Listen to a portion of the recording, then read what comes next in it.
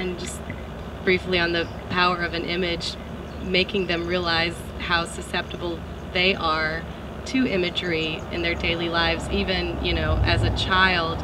And you know, they're being told how important language is and how they have to express themselves through their writing in English class and whatnot, but really, you know, the power of imagery, you know, particularly right now with, you know, what's happening on the coast is, you know, perhaps the most powerful tool we have to talk about certain things that can't really be succinctly expressed in words. So I think that's a huge, huge point. Does anybody else have anything? Yes. So I'm curious, this conversation is making me think about, my work is primarily with parents of kids in schools, talking about how to improve the overall quality of education. So this question of making sure there's arts education is always a conversation, right? Like parents talk about it all the time. And then I think what I feel like we've talked about is the integration of arts in every kind of discipline in every kind of way.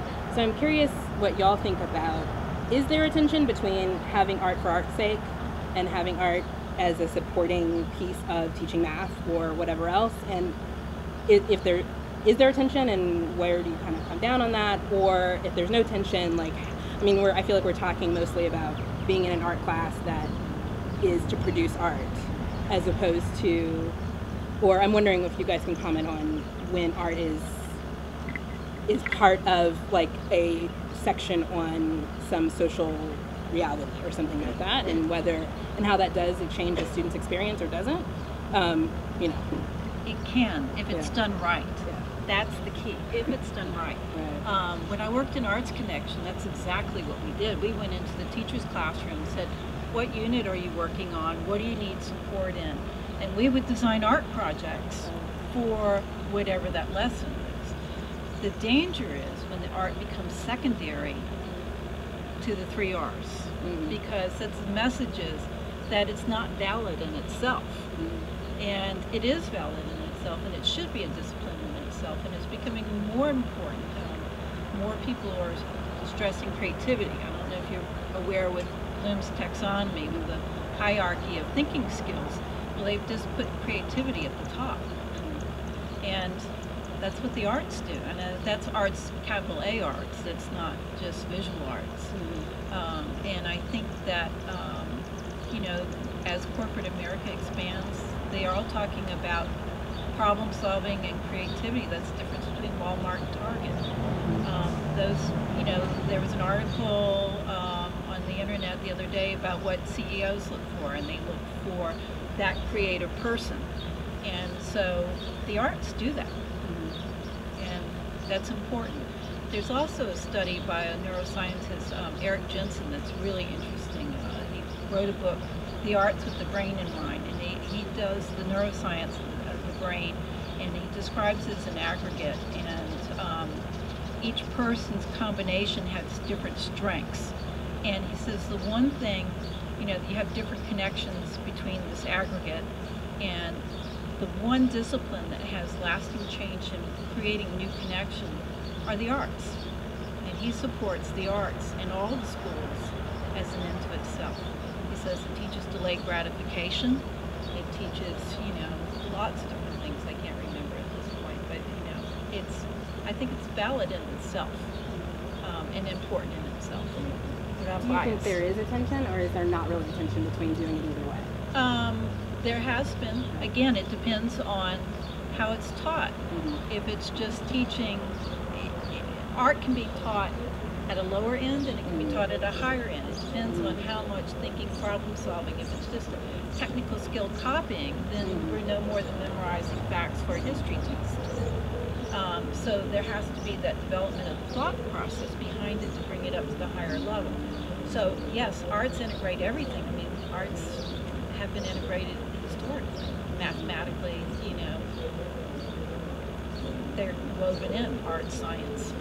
You know, you can prove that all over. It's not an unnatural thing, but it depends on who's teaching it and whether or not they can make the sufficient interconnections at a high enough level.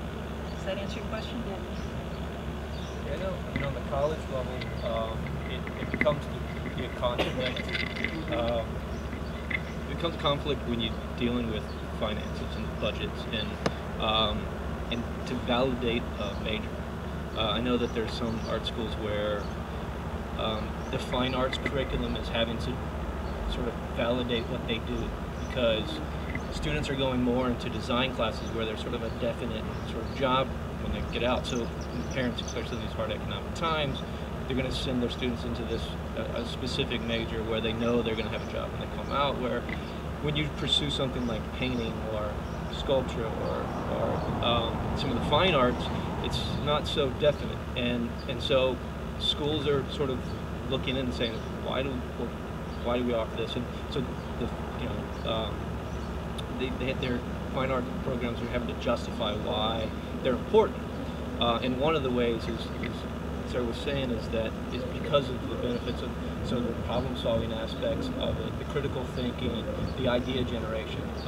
There was also an article in the New York Times about basically what students get from a college education, and is it valid? And they're going through like asking all these colleges what they offer, and they're saying all these things. And at the end, they asked these companies, and the companies basically made a list of, we want problem solvers, we want creative thinkers, and we want people who are idea generators, and which is basically everything that the arts offer, fine arts and all the arts kind of offer that.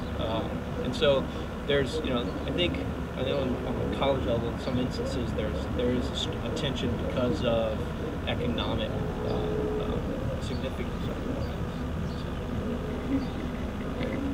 If I might answer your question too, we're also thinking about, NOCA, we're thinking about reversing that so that the math and English becomes the tool through which we learn in art. And so working on that curriculum right now, it takes time, but when I first heard of it, I thought, that's a great idea. I hadn't thought of that. So it might be happening. We're working on it. I'm not sure I have anything different to add, but I mean, I would say there definitely is tension, and I think for I've worked in other kind of small nonprofits and larger nonprofit organizations, and we always have to justify the money through, like, so we're talking photographically here. It's like we have to prove to them that they're learning math skills in the darkroom when they do ratios, when they mix chemistry, or they're learning writing skills because we have them write, a piece that goes with a photograph. It can't just be, the experience of taking the picture. And so, I mean, in some ways that's fine, because it's really great to acknowledge that yeah, they learn all these other things too while they're learning an art. But we always do seem to, in my experience, it's like it always has to be justified. And so I think I don't know if that'll ever change, but I mean, I definitely see that as a tension. The other problem that you always run into is, quite frankly, until you get into college, it's all about the test score. That's how the politicians and the public judge if they're successful or not. And bubbling in the test doesn't always tell everything. And the other thing that Eric Jensen, that book, liked to talk about with the arts, get the hook in the kid to stay in school. And so much of that, you see that. And I think in that in itself, if it accomplishes that and nothing else, that's wonderful.